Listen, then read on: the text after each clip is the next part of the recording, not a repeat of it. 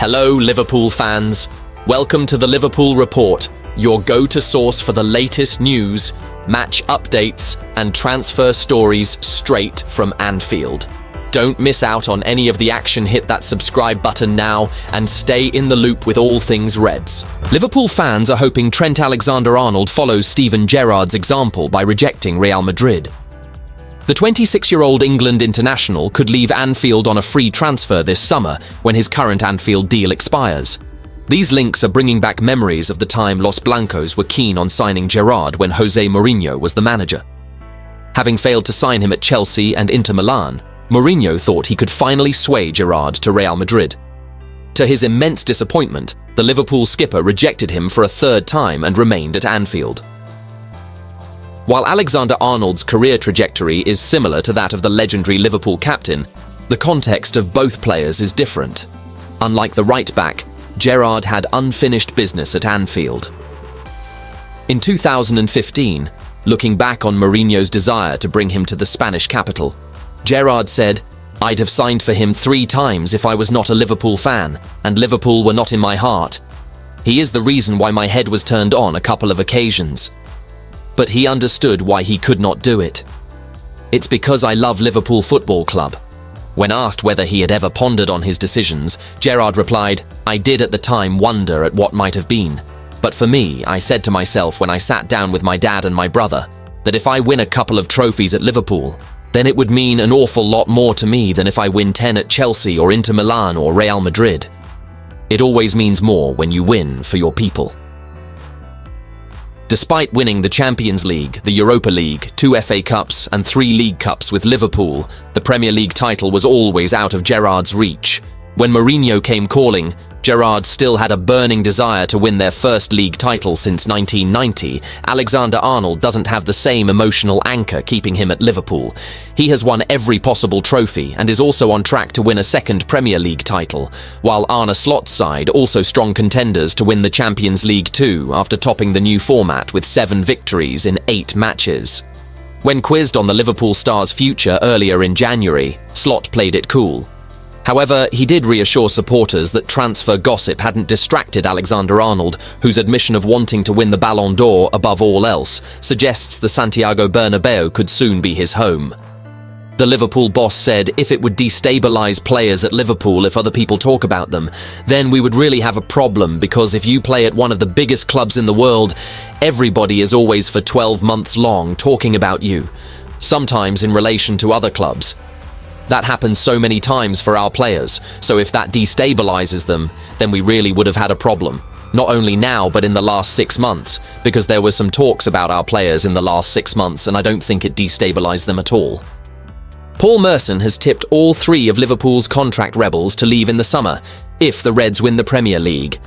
Arneslot's side are flying this season, having finished top of the league phase of the Champions League, reached the final of the Carabao Cup, and with them currently sitting 6 points clear at the top of the Premier League.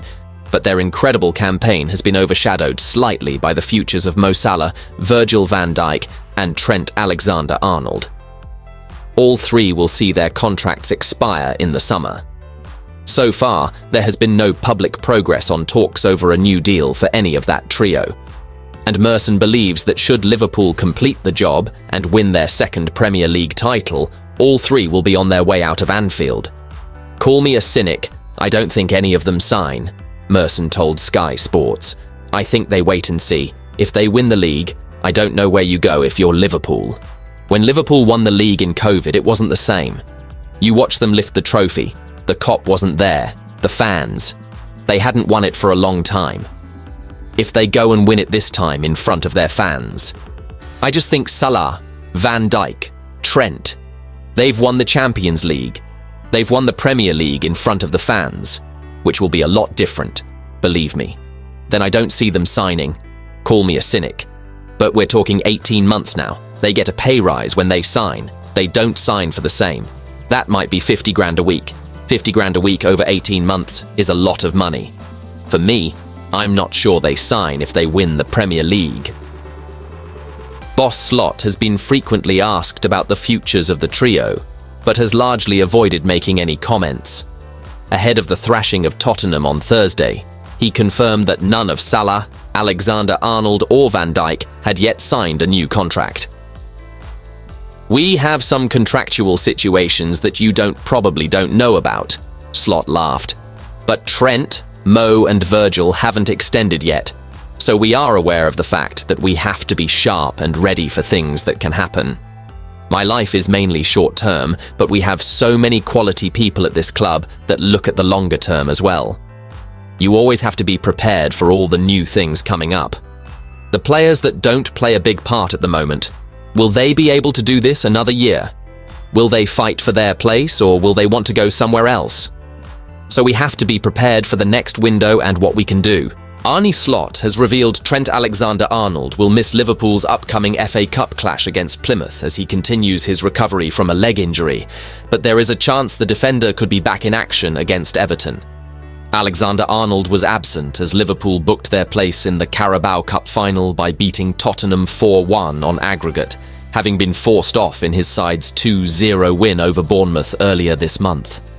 Slot insisted the injury was not serious after the game, but he has now offered a fresh update on Alexander-Arnold's recovery.